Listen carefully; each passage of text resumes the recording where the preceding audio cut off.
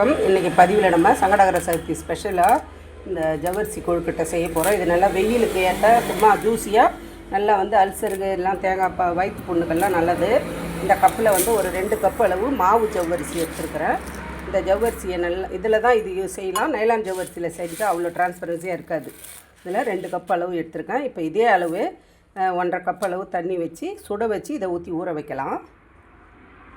வேறு ஒரு பாத்திரத்தில் நம்ம ஜவ்வரிசி எது எடுத்தோமோ அதுலேயே எடுத்து நான் ஒரு 1.5 கப் அளவுக்கு தண்ணி எடுக்கிறேன். பாருங்கள், நல்லா தண்ணி சூடு ஏறிடுச்சு. ஸ்டவ் ஆஃப் பண்ணிவிட்டு இப்போ எடுத்து வச்சுருக்கேன் அந்த 2 கப்பு ஜவ்வரிசியை இதிலே போட்டு ஒரு தட்டு போட்டு மூடிடலாம். அப்படியே இது மேலே வந்து ஒரு இழுத்து போட்டு மூடி வச்சிடலாம். ஒரு 30 நிமிஷம், ஒரு அரை மணி நேரம் கிட்ட அது கழித்து நம்ம பார்க்கலாம். வணக்கம். இன்றைக்கி பதிவில் நம்ம சங்கடகர சதுர்த்தி ஸ்பெஷலாக ஒரு ஜவ்வரிசி கொழுக்கட்டை எப்படி செய்யுதுன்னு சொல்லிட்டு பார்க்கலாம். இப்போ பாருங்கள், ஒரு அரை மணி நேரத்துக்கு மேலேயே நான் ஊற வச்சுட்டு வேலை பார்த்தேன். இப்போ நல்லா வந்து ஊறி செட் ஆகிடுச்சு. இப்போ இதை வந்து நம்ம எடுத்து மிக்சியில் கொஞ்சம் பாதி எடுத்து மிக்சியில் போட்டு எடுத்துக்கலாம். இப்போ இது வந்து அப்படியே நம்ம பிசைஞ்சிட்டே செய்யலாம். நான் வந்து அது கொஞ்சம் இனப்பாக வரணுன்றதுக்காக கொஞ்சமாக எடுத்து மிக்சி ஜாரில் சேர்த்து இதை மட்டும் கொஞ்சம் ஒரு ஓட்டி இதில் கலந்துக்கலாம். அப்புறம் வந்து நான் இதில் கொஞ்சம் ஒரு சிட்டிகை சால்ட்டு போட்டிருக்கிறேன். நீங்கள் வேணும்னா போட்டுக்கலாம், இல்லைன்னா ஸ்கிப் பண்ணிடலாம். உப்பு போட்டு தான் நான் ஜவ்வரிசி ஊற வச்சுருக்கேன். இப்போ இதை அரைச்சி இதோட சேர்த்துக்கலாம். மிக்சியில் குறைப்பாக அரைச்சிட்டு வந்துட்டேன். இதையும் வந்து இதில் சேர்த்து கையால் நல்லா பிசைச்சிக்கலாம். அவ்வளோதான். இப்போ இந்த ஜவ்வரிசியை வந்து நம்ம கொஞ்சம் லைட்டாக தண்ணி தொட்டுக்கிட்டு நல்லா வந்து எந்த சைஸுக்கு நம்மளுக்கு உருண்டை வேணுமோ, கொழுக்கட்டை எந்த அளவுக்கு பெருசாக வேணுமோ அந்த அளவுக்கு உருட்டி நல்லா வடை மாதிரி தட்டி உள்ளங்கையில் வச்சு இதில் பூரணம் வச்சு மூட போகிறோம். இப்போ இதை நான் வந்து உருண்டை உருட்டி வச்சுக்கிறேன். அதுக்கப்புறம் அதை வந்து நம்ம கையில் வந்து தட்டி தீனி ரெடி பண்ணிவிட்டு அடுத்ததை பார்க்கலாம். இந்த மாதிரி நம்ம உருண்டை பிடிச்சி வச்சுக்கலாம் எல்லாமே. பாருங்கள், நான் வந்து இந்த அளவுக்கு உருண்டை பிடிச்சி வச்சுட்டேன். கொஞ்சம் தண்ணி தொட்டு தான் உருண்டை பிடிக்கணும். அப்புறம் அது உள்ளே வைக்கிற ஸ்டஃபிங்க்கு வந்து நம்ம விருப்பம் தான், நம்ம எது வேணாலும் வச்சுக்கலாம். கடலைப்பருப்பு அந்த மாதிரி எல்லாம் நான் வந்து நட்ஸ்லாம் வைக்கிறேன். இப்போ கொஞ்சம் வேர்க்கடலை, கொஞ்சம் பாதாம், பிஸ்தா, ஒரு 4-5 பிஸ்தா இருந்தது, முந்திரி பருப்பு, ஏலக்காய் 2 வச்சுருக்கேன், கொஞ்சம் அவல் வச்சுருக்கேன். இதையெல்லாம் போட்டு மிக்சியில் பொடிச்சு குறைப்பாக எடுத்துக்கலாம். இது கூட தேங்காய் சேர்க்கணுன்னாலும் சேர்க்கலாம். நான் தேங்காய் சேர்க்கலை, வெல்லம் மட்டும்தான் சேர்க்க போகிறேன். பாருங்கள், இந்த மாதிரி குறைப்பாக அரைச்சிக்கிட்டேன். இதில் நம்ம இனிப்புக்கு தேவையான அளவுக்கு சுகர் சேர்த்தாலும் சேர்க்கலாம். நான் வெல்லம் சீவி எடுத்துக்கிறேன். இப்போ பாருங்கள், இந்த வெல்லம் வந்து நம்மளுக்கு இனிப்புக்கு தேவையான அளவுக்கு ஒரு 1/4 கப்பு அளவுக்கு போட்டுக்கோங்க. ஒரு 100-150 வெல்லம் கட்டி போட்டுக்கோங்க. ஒரு 7-8 உருண்டைக்கு இது திட்டமாக இருக்கும். இதையும் சேர்த்து ஒரு ஓட்டிக்கலாம்.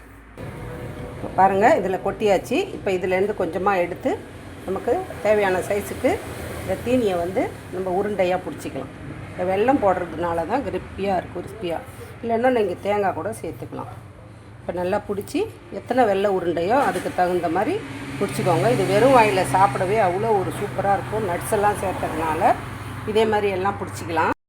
பாருங்கள், இப்போ இந்த ஒரு உருண்டையை எடுத்துகிட்டு கையில் நல்லா உள்ளங்கையில் வடை மாதிரி தட்டிக்கலாம். ஆன் பண்ணி இப்போ வச்சு நல்லா இப்படி ப்ரெஸ் பண்ணிக்கோங்க. ப்ரெஸ் பண்ணிக்கிட்டு நம்ம இந்த எடுத்து வச்ச பூரணத்தை இதில் வச்சு இது மேலக்கா தண்ணி தொட்டு தான் லைட்டாக மூடணும். மோதகம் மாதிரி தான். அப்படியே கொஞ்சம் கூடி மூடி எடுத்து வச்சுக்கலாம்.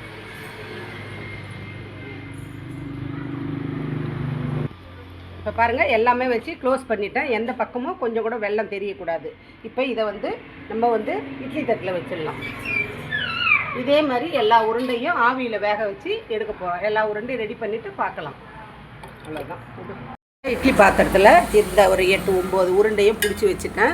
இப்போ இட்லி மூடி போட்டு மூடி வச்சிடுறேன். இது நல்லா வெந்து வரட்டும், பார்க்கலாம். இப்போது ஓப்பன் பண்ணி பார்க்கலாம். பாருங்கள், நல்லா சூப்பராக வெந்திருக்கு.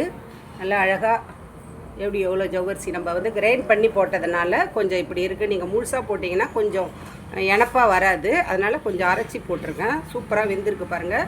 இது கொஞ்சம் ஆறணும். இப்போ ஸ்டவ் ஆஃப் பண்ணிவிட்டு இது ஆறினோடனே எடுத்து வச்சுட்டு பார்க்கலாம்.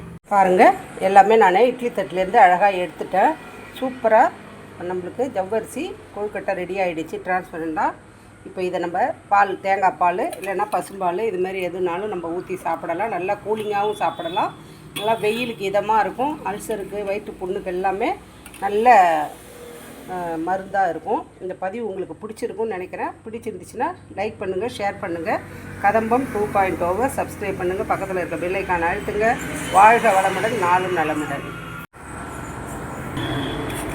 இதில் சூடாக நம்ம தேங்காய் பால், பசும்பால், தேங்காய் பால் ரெண்டில் எது வேணாலுமே ஊற்றி சாப்பிட சுவையாக இருக்கும், சூப்பராக இருக்கும். கண்டிப்பாக ட்ரை பண்ணி பாருங்கள்.